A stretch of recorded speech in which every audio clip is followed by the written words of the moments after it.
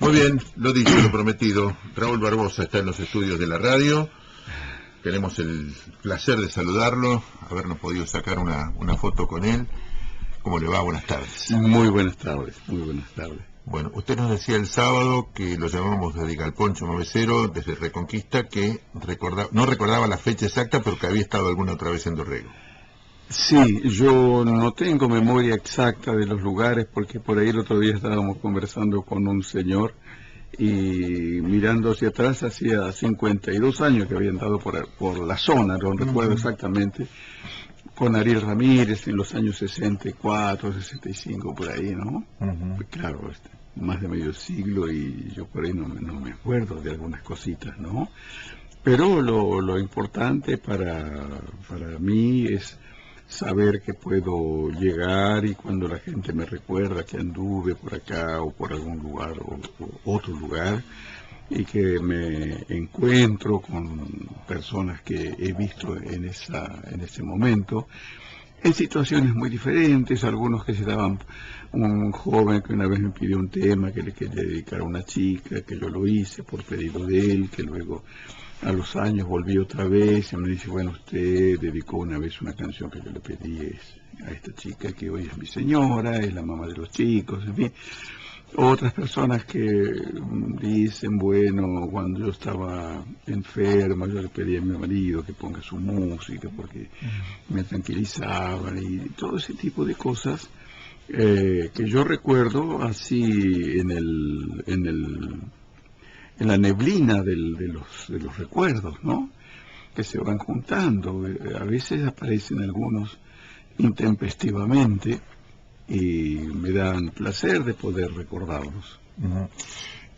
Muchas veces se lo han preguntado. Definirlo lo han definido periodistas, colegas, y alguna vez se lo habrán preguntado a usted también, pero defínase, a esta altura de su vida, ¿quién es Raúl Barbosa?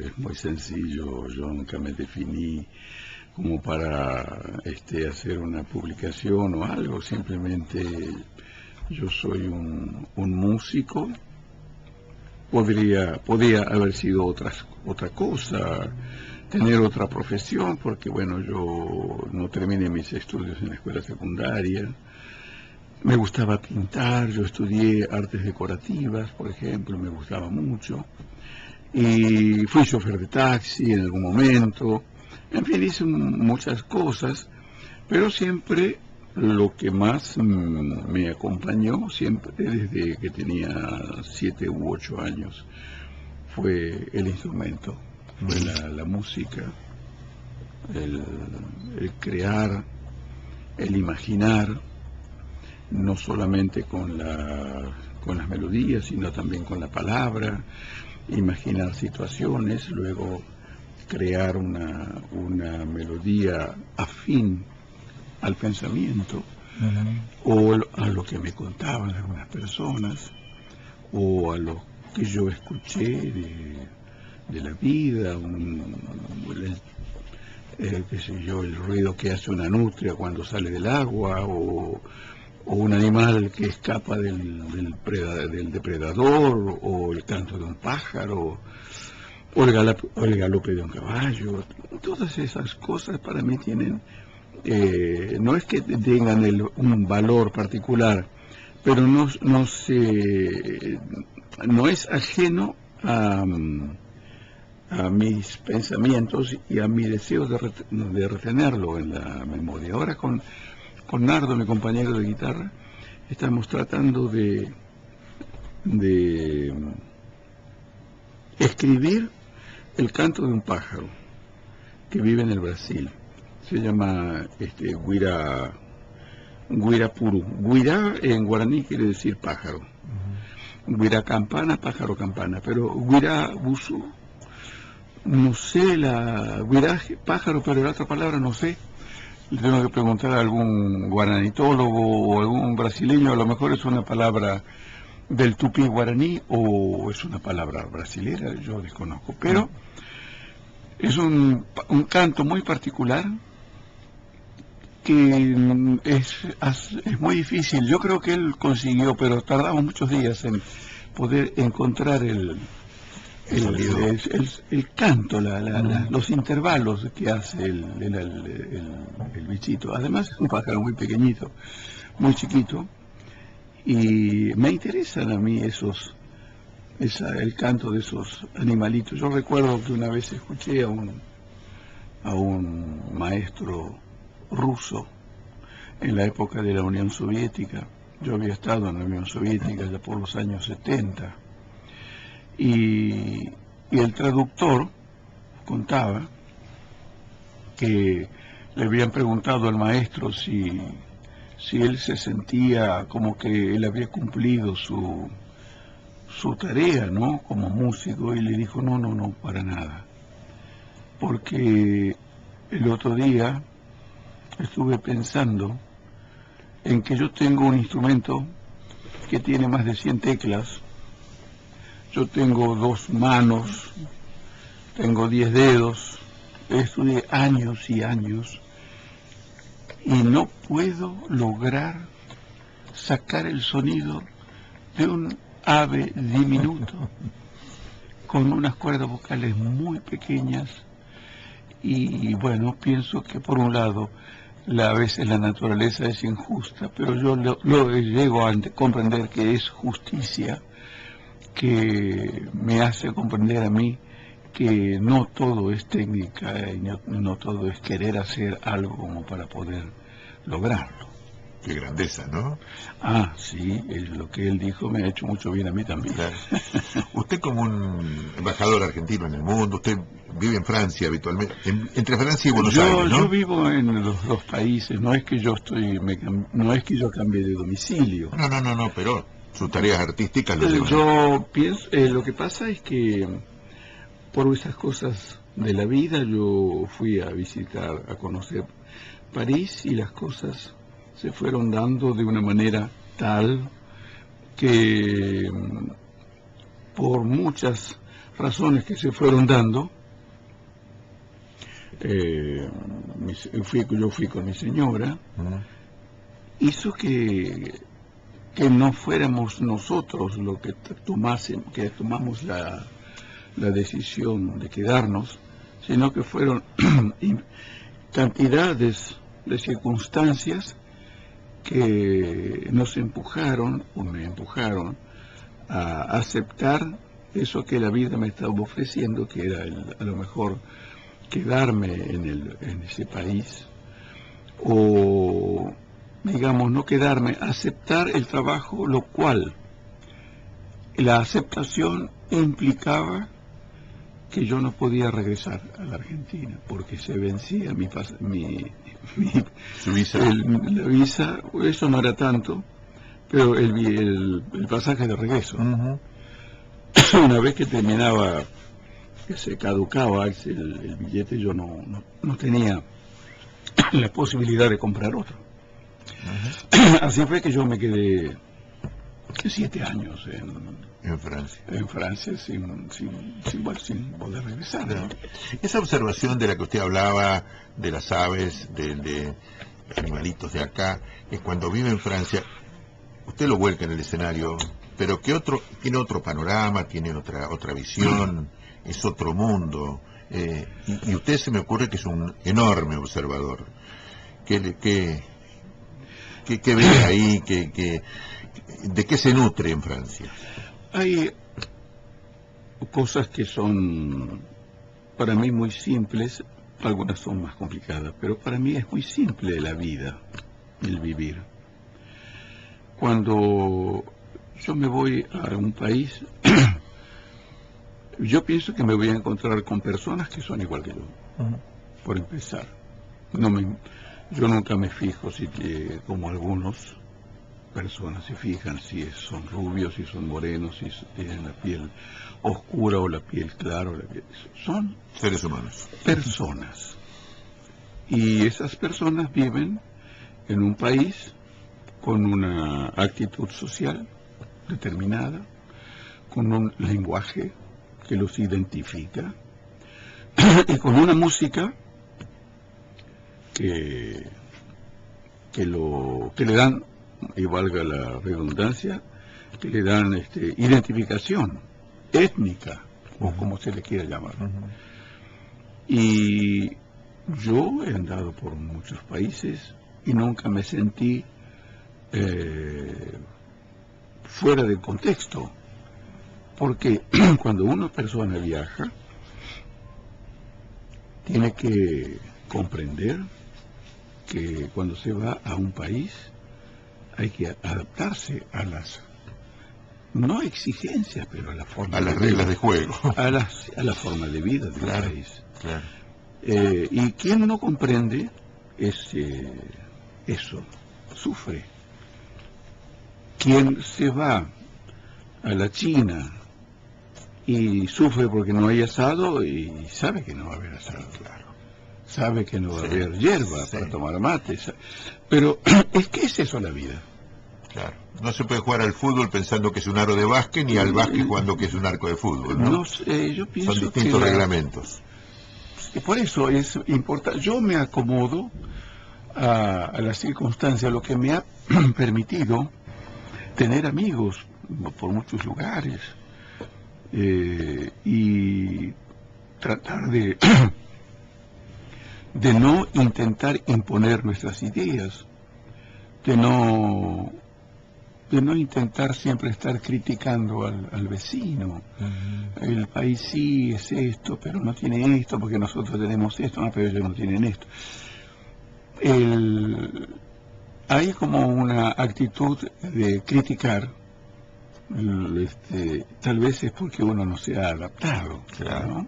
La crítica. Eso es parte de nuestra idiosincrasia, nos pasa a los argentinos. Sí, eso se nota enseguida. Yo noto... En los aeropuertos dice que se nota mucho, ¿no? Hay veces Porque cuando van muchos argentinos. El argentino habla muy fuerte. Muy fuerte hablan, sí. Y claro, comparado con los japoneses o con otros países que son más discretos ¿no? No, pero el argentino, bueno, es así, le gusta imponerse. Hacerse ver. Sí, no sé si hacerse ver, en todo caso, tal vez esa actitud los hace sentir inseguros, ¿no? Claro. Yo no quiero imaginar cosas que a lo mejor no son ciertas, pero yo me doy cuenta enseguida cuando estamos en un lugar donde hay gente del sur. Y a usted le dicen, con el conocimiento que tienen de usted en esos lugares, no pareces argentino, cuando usted tiene un perfil bajo, tranquilo, Sí, ellos... porque seguramente ellos lo notan, ¿no? A veces se dan cuenta que, es decir, hay una idea de cómo es un argentino, pero la idea es una idea falsa, porque el hombre o el ser argentino que viajó a Europa es el que está más cerca del aeropuerto. ¿Y quién es el que está más cerca del aeropuerto? El hombre de Buenos Aires. El hombre de Buenos Aires, ¿quién tiene la posibilidad de viajar fácilmente? El hijo del inmigrante, que por ser hijo de español, de italiano o no importa qué otro país, tiene la posibilidad de tener pasaporte de su papá, de sus abuelos, de sus ascendientes. Por lo tanto, no tienen que, como un hombre que viene del interior, que son más bien apocados, que vienen a una región de Buenos Aires que no miran con mucha simpatía a la gente que viene del interior, o el que viene del interior viene ya con una malicia de que le van a robar o de que le van a hacer alguna chance o que y no viene o tiene más dificultades para presentarse a pedir, a solicitar cosas. Entonces no viaja el hombre del interior mucho. Sobre todo los músicos, salvo aquellos músicos que han hecho giras de 2 meses, 1 mes y medio, y luego regresan al país, como pasaron, por ejemplo, con los chalchaleros, con los cantores de Quillahuasi, el mismo maestro Atahualpa, que él iba, hacía gira y luego volvía a su país, a su rancho colorado, Sí, a sí. su lugar que él amaba tanto. Luego hay personas que han quedado, que han viajado, como el caso de Piazzolla, el caso de Carlos Gardel. Sí. Mi caso, valga estaba pensando en su caso. En mi caso, en muchos, las necesidades de viajar fueron muy distintas. Piazzolla era un hombre que tuvo jovencito un problema de poliomielitis y entonces fue a Estados Unidos para que trataran de solucionarle.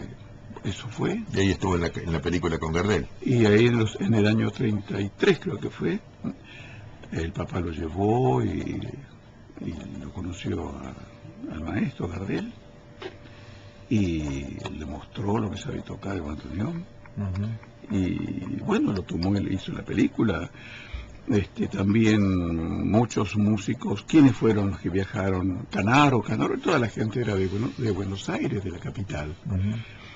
Y la gente del interior, ¿qué gente del interior viajó? Que vivía en el interior. Comodoro nunca fue al exterior. Ernesto Montiel tampoco, Isacó tampoco. Los chamameceros ninguno viajó al exterior, salvo yo fui de los primeros en viajar, no para hacer una gira y volver. Lo que pasó es que yo tampoco me fui para quedarme, pero las circunstancias se dieron.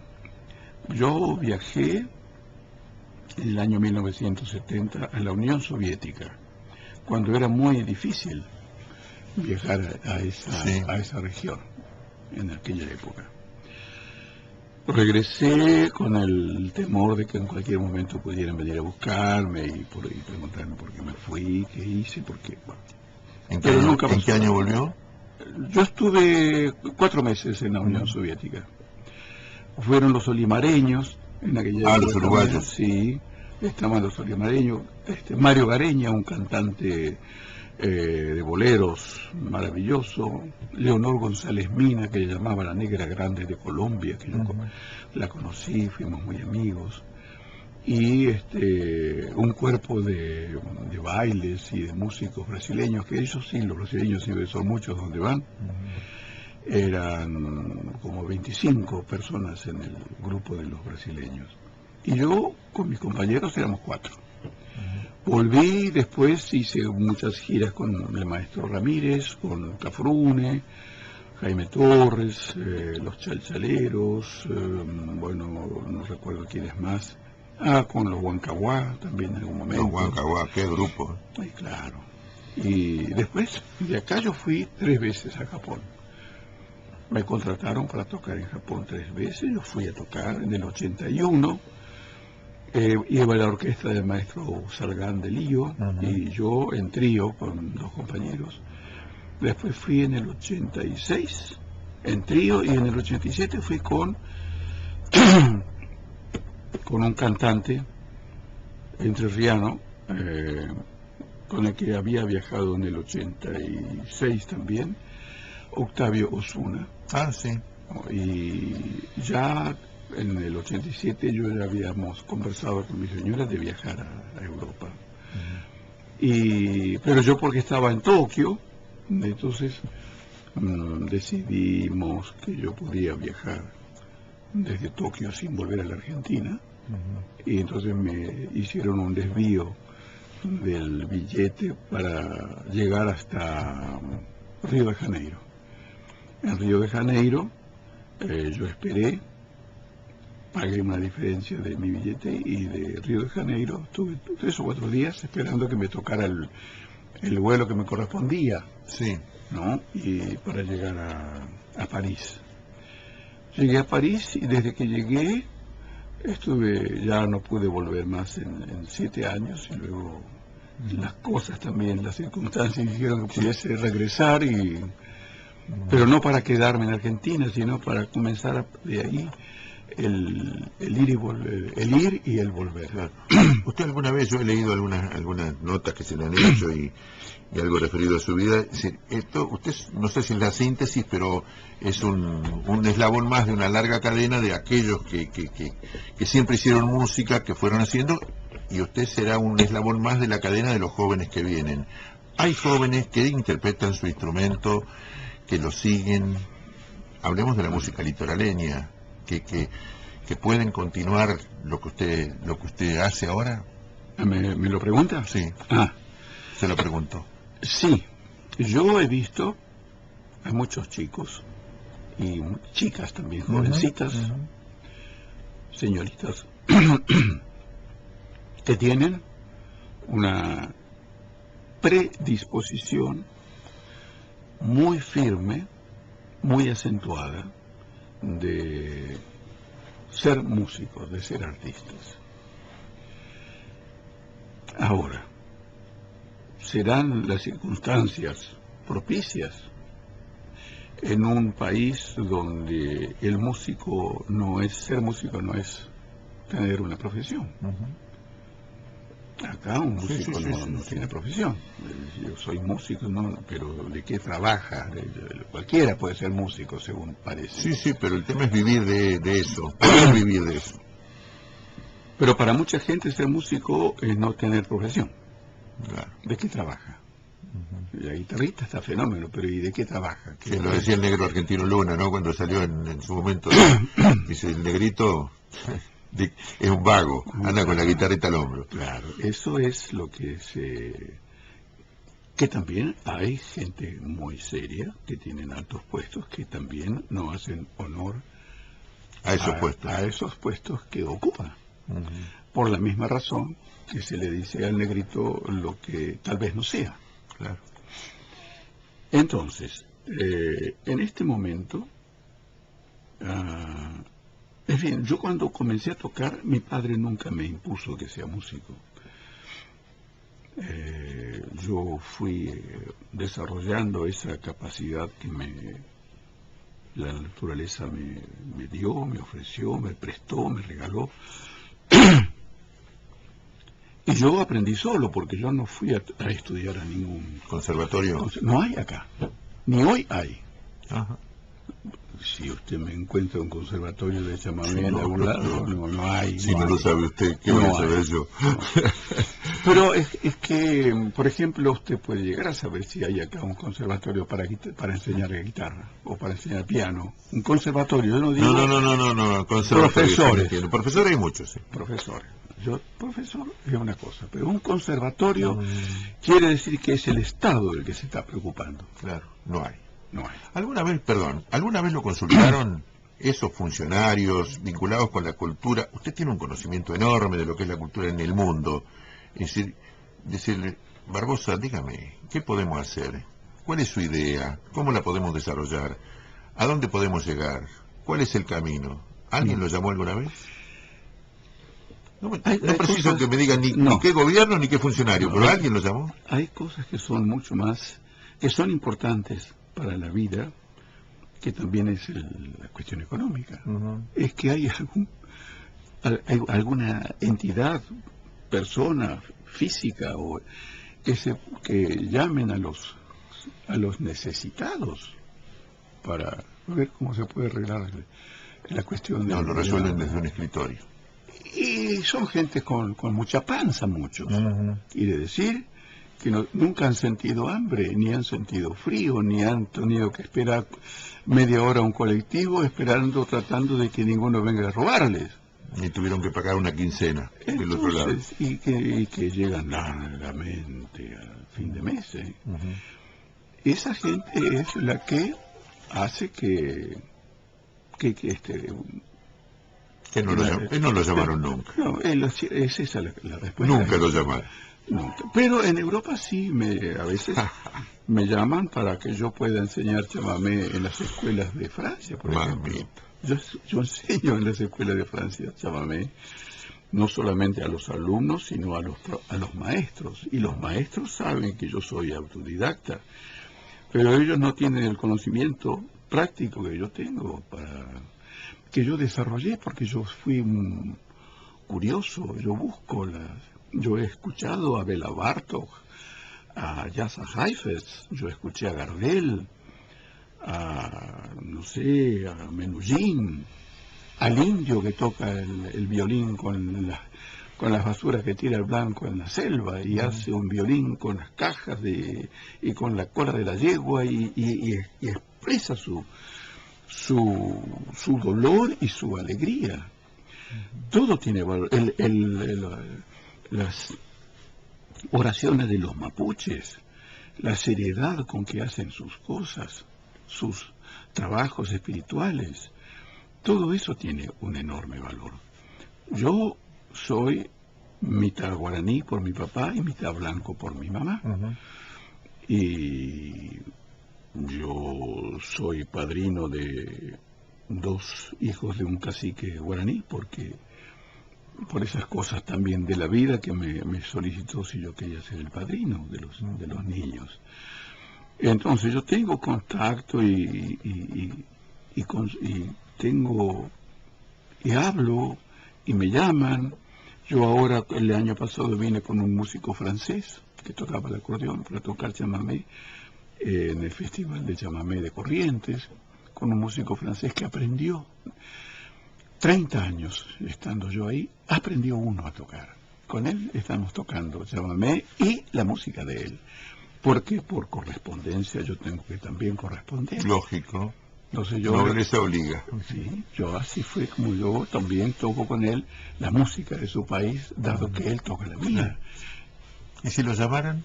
¿Y si le preguntaran? ¿Y si un día ocurre algo? Dice, Barbosa, vamos a sentarnos a tomar un café, un mate. ¿Usted le daría su parecer a un funcionario argentino? Por supuesto que yo les voy a dar, ¿no? Pero tengo muy poca esperanza de que puedan hacerlo. Yo tengo casi 80 años. Pues, ¿qué tiene que ver? Precisamente por eso. Yo tengo casi 80 años. A los viejos los consultaban los indios porque era el consejo de ancianos, sí, ¿no? Exactamente, así es. Pero nunca pasó, Nunca pasó. El hombre que llega a tener poder generalmente luego se olvida del que no tenía cuando era más joven. Es algo muy natural. Importante. Lo ve. Mire, yo soy un admirador. ¿En el mundo pasa así también? Yo admiro respetuosamente a algunas personas que tuvieron poder político en nuestro país. Irigoyen, por ejemplo, que era adusto en su manera de ser y era un hombre que vivió con lo justo en su vida. El doctor Ilía, que una vez que dejó su gobierno, él no siguió cobrando lo que a él le corresponde cobrar de manera vitalicia como presidente de la nación. Yo voy a seguir viviendo con mi sueldo de doctor, de médico. El uruguayo, Pepe Mujica, sigue viviendo en su mismo ranchito, con su mismo auto. Con su mismo auto y con el perrito que le falta una pata, y tiene chicos que también. No sé, el Papa, que es un hombre que todavía anda con sus zapatos que lo hace clavar con el zapatero de allá. Ahora que dice eso, ayer yo tengo una sección de las efemérides que les recuerdo. Elpidio González alcanzó a ser un funcionario altísimo, fue miembro del gobierno de Irigoyen y de Marcelo T. de Alvear. Y pasado un tiempo, cuando dejó la función, vendía anilinas. Yo lo recordé ayer porque fue justo el aniversario no me acuerdo si el nacimiento o la muerte, pero y encontró una vez un diputado que le dijo, don Elpidio, usted merece una jubilación de privilegio. No la aceptó. Vendía anilina. Elpidio González, olvidado totalmente. El doctor Maradona. El doctor Maradona, Laureano Maradona. Sí, que vivió con los aborígenes toda su vida y nunca necesitó que le den ningún papelito, ningún fierrito. Él hizo su vida, hizo la vida. Yo por ahí acepto algún papelito, algún fierrito, pero no es que yo lo ando necesitando y lo ando solicitando. Yo no puedo ser tampoco tan desagradecido a la gentileza de alguien que quiere ofrecer a alguien una pequeña cosa. Usted tiene que hacer la prueba de sonido. Yo le Así es. agradezco muchísimo su gentileza, pero quiero que para el final nos cuente una anécdota con Que nadie sepa mi sufrir, que lo escuché alguna vez que usted la contó, y que el mundo le parece que es de Edith Piaf. ¿Qué pasó con Claro, yo cuando llegué a París en el 87, yo escuchaba en las calles de París que generalmente son acordeonistas, ¿no? Es un instrumento que uno lo puede llevar colgado del hombro. Un bandoneón no, hay que llevarlo en el estuche. Sí, señor. Pero el acordeón es más popular, el acordeón a botones.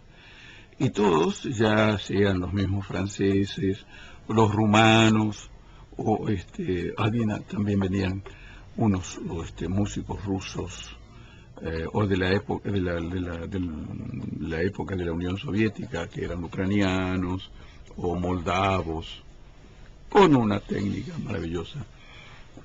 Y todos tocaban ese vals que se llama Que nadie sepa mi sufrir. Y yo conocí a Angelito Cabral, que era muy amigo de mi papá. Yo lo conocí, ya un señor mayor, pero vital. Varios años hemos compartido, yo compartí con él, era muy gracioso, muy agradable. Y un día que yo volví, en el 92 creo que fue, yo les dije, todo el mundo toca tu música en Europa. Pero bueno, claro, lo cierto es que yo un día me voy yo recién había llegado a Francia, yo no hablaba francés, y me encuentro con un chileno que trabajaba en una radio, en Radio France Internacional. Y él me dice, me voy al sur a encontrarme con un señor, a su amigo, Patrick Tondán. ¿Quieres venir? Yo no tenía nada que hacer y me fui con mi señora. Vamos, vení con tu señora. Y fuimos. Cuando llegamos, era un amó. Amó es una especie de casas que se van haciendo una al lado de la otra, así como venga, sin concierto. Que se lo habían regalado a Patrick Tondán, con la promesa de que eso se convirtiera en un lugar para artistas, que el que quiera ir a estudiar, a trabajar, a pintar o a hacer, ese era un lugar totalmente gratuito, con todo lo que necesitara para comer, para vestir, todo eso era gratis. Yo me voy con el acordeón y me encuentro con Hermeto Pascual, que estaba él ahí, con sus hijos, con su familia, digamos. El hijo tenía su señora, con sus nietitos, era una cosa maravillosa, ¿no? Y lo conocí a Hermeto y tocamos juntos. Y yo me puse a tocar Que nadie sepa mi sufrir, pero yo sin saber nada hasta ese momento. Y me dice, qué lindo, dice, así que vos conocés la FUL. Le digo, ¿qué? Me habla el francés, el chileno. Sí, no, pero no se llama la FUL. Claro. Se llama Que nadie sepa mi sufrir. No, es la FUL. No, es Que nadie sepa mi sufrir. Si yo lo tocaba cuando era chiquito. Y entonces yo le canté, y tiene letra, sí, le canté un poquito la letra y yo no me acordaba de toda la letra. Pero eso es de Edith Piaf, ¿no? Es de Angelito Cabral. Y del otro coautor no lo recuerdo. Y así fue que peleando, haciendo escuchar, Patek me dice, ¿no querés grabar esa música? Yo voy a hacer un disco que se va a llamar Paris Musette. Yo quiero que graben todos los músicos ancianos que son una reliquia, porque hay muchos que ya están viejitos, y yo quiero que dejen su marca antes de que la vida los llame a otro planeta. Sí. Y yo le digo, sí, como no, pero quiero que lo toques, que lo grabes como vos lo tocas, no como lo tocamos nosotros. Ellos lo tocan más cuadradito, más melódico y muy rápido. Ujú.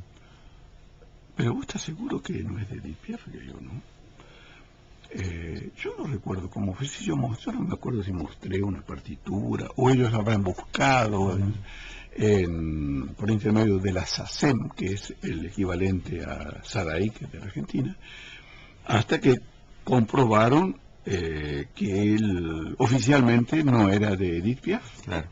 que tampoco era un vals peruano, aunque tiene una cierta similitud con las formas peruanas, dado que en aquella época había llegado Chabuca Granda, Claro. ¿no? Y había dejado una marca acá Sí, muy, sí. sobre todo en los Había, guitarristas. había influenciado a mucha gente. Sí, sobre todo los músicos cuyanos, Ujú. que son en la zona son muy guitarrísticos todos. Entonces yo lo grabé con un guitarrista francés que acompañó a todo el mundo, a Edith Piaf, a Django Reinhardt, a Oscar Alemán, que vivía en Francia y que le hacía los cambios a Django Reinhardt, y que trabajó mucho con esta bailarina negra americana. Ah, sí, la que tenía tantos chicos. Sí. Sí, Bueno, no me sale el nombre. no me sale tampoco. Y Django La perla Reinhardt, negra o algo así le decían, Sí, que sí, la sí. mujer de Ébano. La- algo eso, así, sí.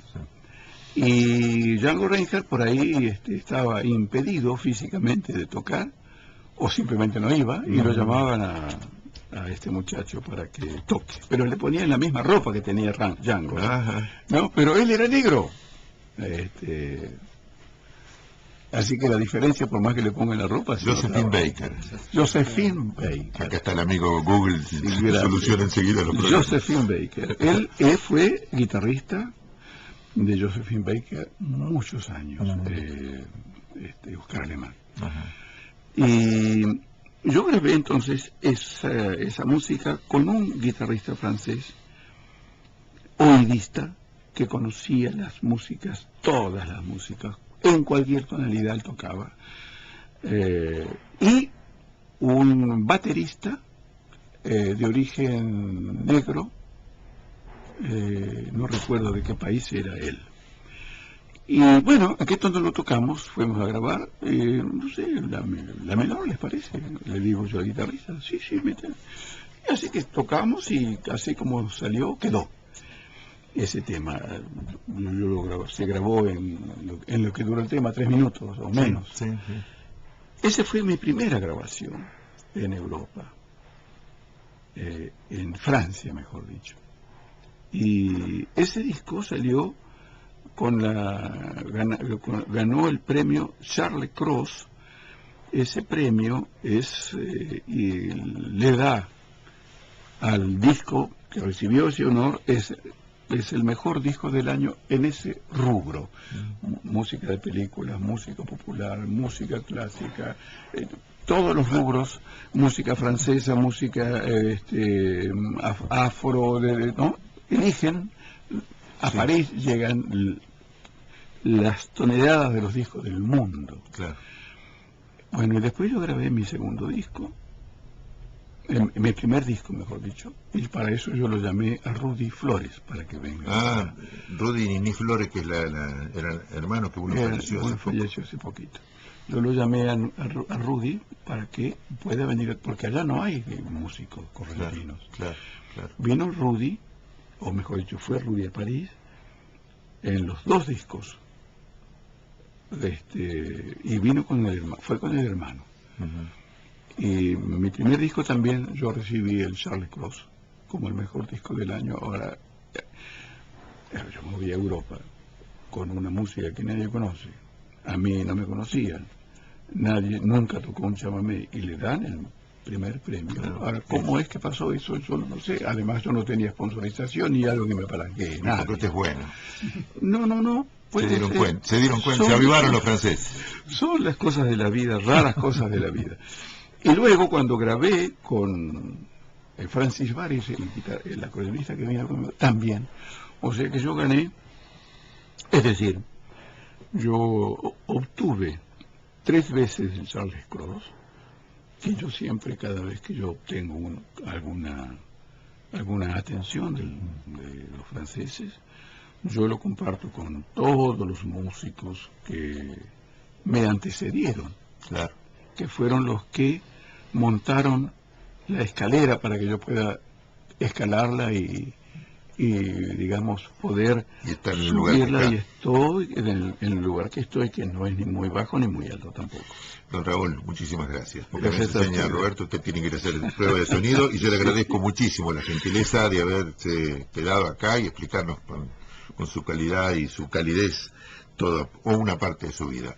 Hablábamos de Que nadie sepa mi sufrir, lo ponemos y con eso nos vamos, nos despedimos Muchísimas de gracias. su presencia. Gracias, muy Gracias a amable. ustedes por haberme Raúl, invitado. Raúl Barbosa en la tarde de Ni Más Ni Menos, Que nadie sepa mi sufrir, lo que escuchamos a continuación.